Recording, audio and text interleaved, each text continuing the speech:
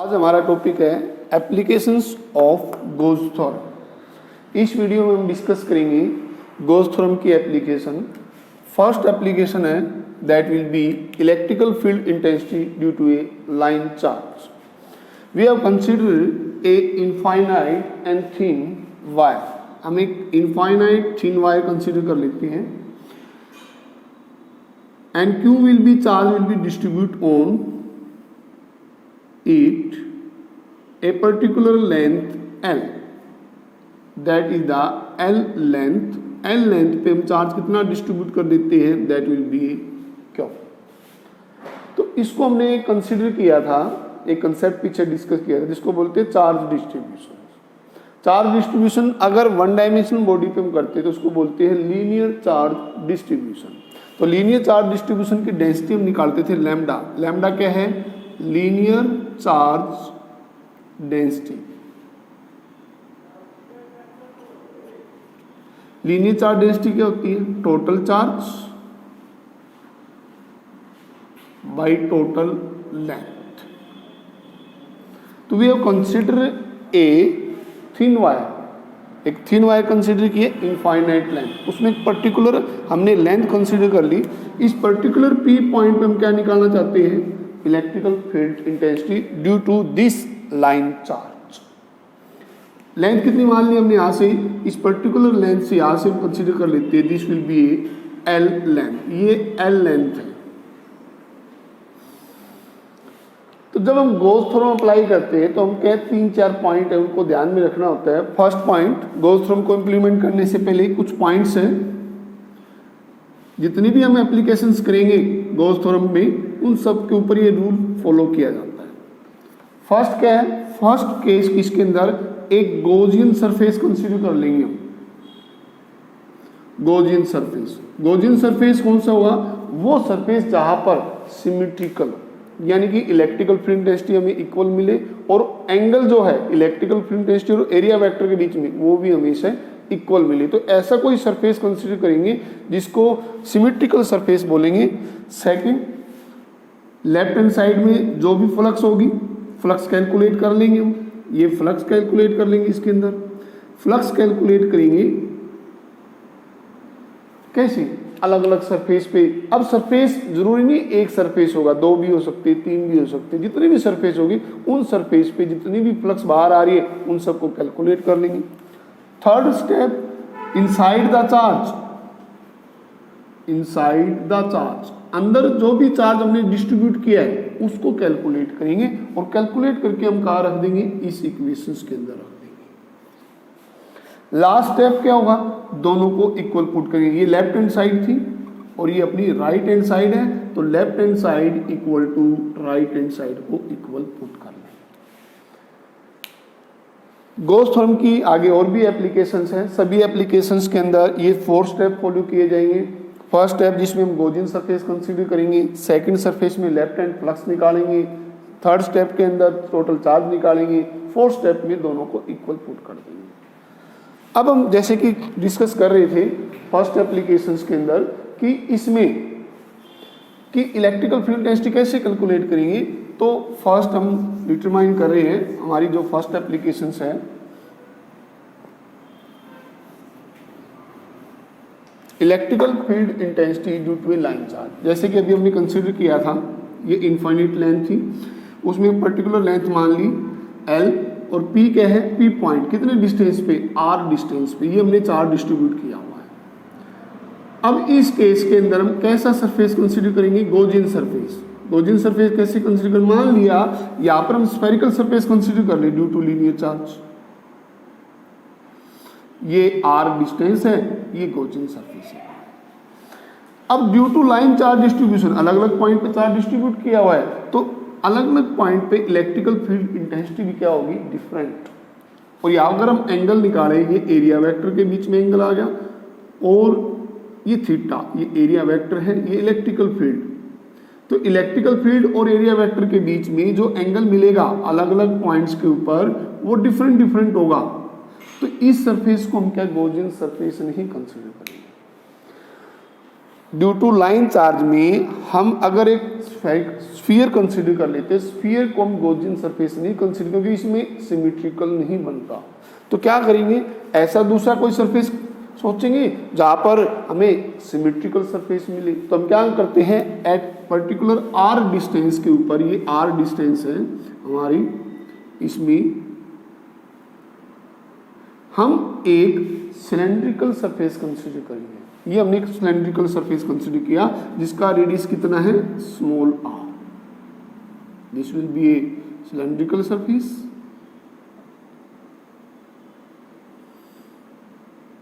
ये हमने एक सिलेंड्रिकल सरफेस कंसीडर कर लिया जिसका रेडियस कितना है, आर। अब सिलेंड्रिकल सरफेस सिमिलरली इस तरह होगा, ये एक कर्व्ड सरफेस, ये कर्व्ड सरफेस हो गया, ये सर्कुलर सरफेस, ये सर्कुलर सरफेस। तो हम सिलेंड्रिकल सरफेस को 3 पार्ट में डिवाइड करेंगे, 3 रीजन। फर्स्ट रीजन ये इनफाइनाइट वायर है जिसमें एल लेंथ के ऊपर, ये एल लेंथ है, एल लेंथ के ऊपर हमने चार्ज डिस्ट्रीब्यूट किया है। This will be a particular point P at which to determine electrical field intensity. तो due to this electrical field intensity की वैल्यू क्या होगी, देखो आउटवर्ड, ये हमने चार्ज डिस्ट्रीब्यूट किया है, ये सिलेंड्रिकल सरफेस है, तो इस पर्टिकुलर पॉइंट पे हम इलेक्ट्रिकल फील्ड इंटेंसिटी कैलकुलेट करना चाहते हैं। तो इलेक्ट्रिकल फोर्स क्या होगा, पॉजिटिव चार्ज टेस्ट चार्ज यहाँ रखे, तो पॉजिटिव पॉजिटिव क्या करेगा, रिपेल। तो इलेक्ट्रिकल फील्ड की डायरेक्शन किधर आएगी, आउटवर्ड, इस तरह ये आउटवर्ड इलेक्ट्रिकल फील्ड मिलेगा अपने को एज पर्टिकुलर पॉइंट्स। इस पॉइंट पे देखेंगे तो इस साइड इलेक्ट्रिक फील्ड की डायरेक्शन इस साइड आउटसाइड होगी। तो 3 पार्ट में डिवाइड कर देंगे। First part this is the first surface, this will be A second surface, this will be A third surface. अब हम तीनों सरफेस पे अलग अलग फ्लक्स की वैल्यू डिटरमाइन करेंगे। तो यहाँ पर चार्ज डिस्ट्रीब्यूशन लैम्डा क्या है, लीनियर चार्ज डेंसिटी। तो केस फर्स्ट लेते हैं, केस फर्स्ट में फर्स्ट हम गॉस थ्योरम की डेफिनेशन लिखते हैं। क्या थी गॉस थ्योरम, गॉस थ्योरम थी E डॉट ds 1/ε इंटू में Q. This is the statement of the Gauss theorem. तो फर्स्ट हमारा कंप्लीट हो गया, हमने गॉसियन सरफेस कंसीडर कर दिया। इसमें गॉसियन सरफेस के इस लाइन चार्ज को एज ए एक्सिस मान के यहाँ पर हमने एक इमेजिन कर लिया सिलेंडर। सिलेंडर के 3 सरफेस है, ये सर्कुलर सरफेस, ये कर्व सरफेस और ये सर्कुलर सरफेस।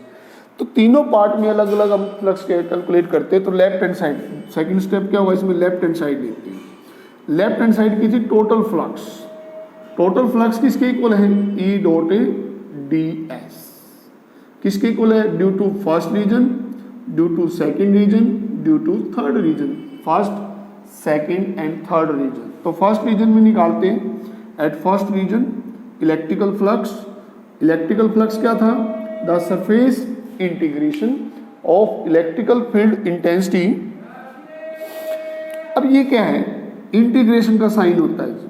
यहां पर हम क्या करते हैं, ये क्लोज सरफेस, इस पूरे को बोलते हैं सरफेस इंटीग्रेशन। सरफेस इंटीग्रेशन कब बोलेंगे, सरफेस इंटीग्रेशन अगर यहां पर सरफेस एरिया है, अगर इस पॉइंट को यहां पर हम क्या लिख देते हैं, E डॉट dl लिख दें, तो अब इसको सरफेस इंटीग्रेशन नहीं होगा कि यहाँ पर लाइन है, तो इसको बोलेंगे लाइन इंटीग्रेशन। ये स्टेप पॉइंट याद रखना। तो surface integration of electrical field in A close surface is total flux. Total flux के इक्वल है। एंगल किसके बीच में, E और ds, E ds cos theta.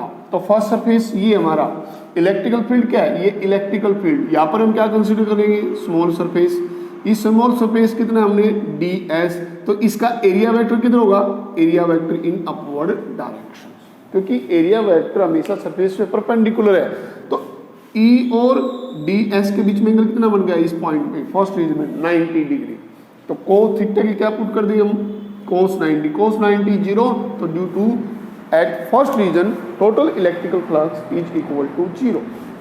Similarly second flux में निकालते हैं, सेकंड के अंदर ये सेकंड रीजन है, E dot ds।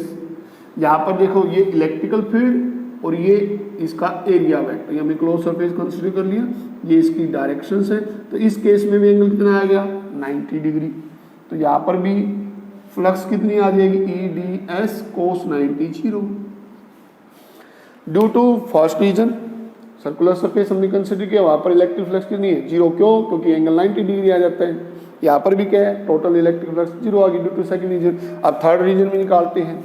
Third reason के अंदर ई डॉट डी एस, ये कर्व सरफेस, जैसे कि ये कर्व सरफेस है, यहाँ पर एक कोई पॉइंट है, ये डिस्टेंस आर थी, तो इलेक्ट्रिक फील्ड किधर जा रही है, आउटवर्ड डायरेक्शन, इस तरह ऊपर की तरफ। इलेक्ट्रिकल फील्ड अपवर्ड डायरेक्शंस में, ये इलेक्ट्रिकल फील्ड भी ये सारी देखते हैं हम अपवर्ड जा रही है।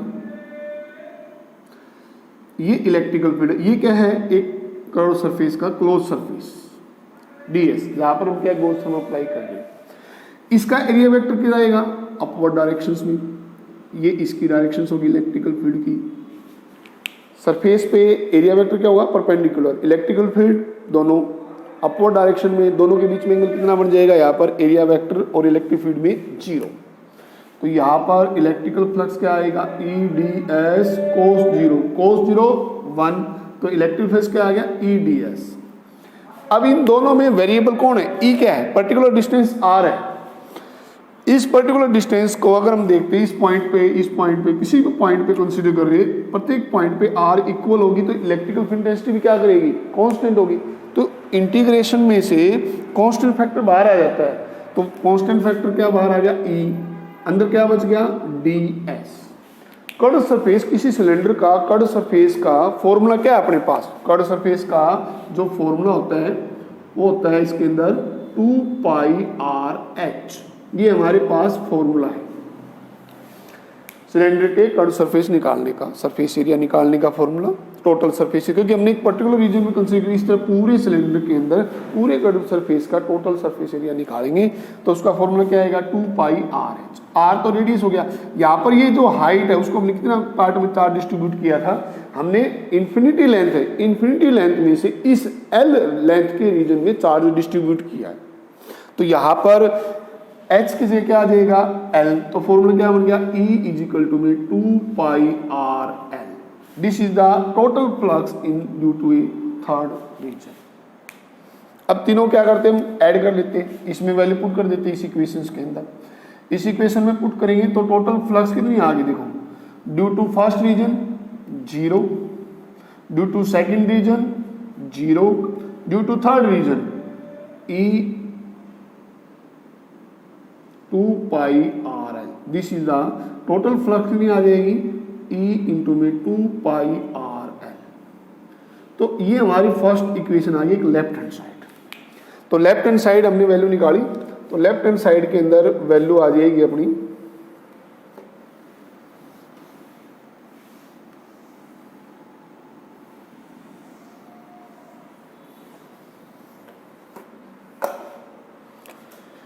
टोटल फ्लक्स E इंटू में 2 pi R L. This is equation left hand side. Right hand से निकाल लेते हैं, ये लेफ्ट हैंड साइड इक्वेशन थी अपनी, अब हम निकालते हैं right hand side. Right hand side किसके इक्वल है, राइट हैंड साइड है इसके इक्वल 1 बाई एप्सिलॉन इंटू में चार्ज। चार्ज क्या है, यहाँ पर कितने में चार्ज डिस्ट्रीब्यूट किया है, लैम्डा। लैम्डा क्या, इसकी लीनियर चार्ज डेंसिटी, कितनी लेंथ के अंदर, एल लेंथ के अंदर। तो चार्ज डिस्ट्रीब्यूशन कितना हो जाएगा, लैम्डा इज इक्वल टू में क्यू बाई एल, और क्यू इज इक्वल टू में लैम्डा इंटू में एल। पर यूनिट लेंथ में इसकी डेंसिटी लैम्डा है, एल लेंथ में कितनी हो जाएगी, लैम्डा इंटू में एल। तो हमारी इक्वेशंस क्या आ गई इसके अंदर, 1 बाई एप्सिलॉन इंटू में लैम्डा इंटू में एल। ये राइट हैंड साइड, ये हमारी लेफ्ट हैंड साइड। तो जो गोल्स थ्योरम थी अपनी, due to Gauss theorem E dot D S is equal to में 1 बाई एप्सिलॉन इंटू में क्यू। लेफ्ट हैंड साइड कितना निकाला हमने, 2 पाई आर इंटू में एल। राइट हैंड साइड कितना निकाला, lambda L by epsilon, L से एल कैंसिल आ जाएगा। E इज इक्वल टू में, ये हमारे पास फोर्थ स्टेप आ गया, ये फोर्थ स्टेप है, स्टेप नंबर 4, ये स्टेप नंबर 2 था, ये स्टेप नंबर 3 है, और ये स्टेप नंबर 4, ये वाला। तो लेफ्ट हैंड साइड की वैल्यू निकाली, राइट हैंड की वैल्यू निकाली, पुट कर दी, तो क्या आ गया, लैम्डा इज इक्वल टू में 2 पाई एप्सिलॉन इंटू में आर। यहाँ पर इलेक्ट्रिकल फील्ड इंटेंसिटी किन फैक्टर पर डिपेंड करता है, it depend upon the 2 factor. First directly proportional to the linear charge density, second that will be electrical field intensity inversely proportional to the distance, distance के inversely proportional है। Meaning अब तक हमने जो पीछे केस में डिस्कस किया था उसमें इलेक्ट्रिकल फील्ड इंटेंसिटी निकाली थी, तो इलेक्ट्रिकल फील्ड इंटेंसिटी क्या होती थी, inverse square of the distance होती थी, लेकिन लाइन चार्ज के केस में इलेक्ट्रिकल फील्ड इंटेंसिटी जो है इनवर्सली प्रोपोर्शनल टू आर। तो यहाँ पर इलेक्ट्रिक फील्ड इंटेंसिटी जो है ये तो कांस्टेंट आ गया, तो मेनली किस पे डिपेंड करेगी, आर। जितनी हम इसमें डिस्टेंस को चेंज करेंगे, डिस्टेंस को और ज़्यादा चेंज करेंगे, आर जो पर्टिकुलर डिस्टेंस है उसको हम इंक्रीज कर देते हो तो इलेक्ट्रिकल फील्ड इंटेंसिटी क्या हो जाएगी, डिक्रीज। और जितनी इसको इस लाइन चार्ज डिस्ट्रीब्यूशन के नियर लेके आएंगे उतना ही वहाँ पर क्या होगा, इलेक्ट्रिक फील्ड इंटेंसिटी बढ़ जाएगा। तो ये था हमारा first application, electrical field intensity due to a line charge.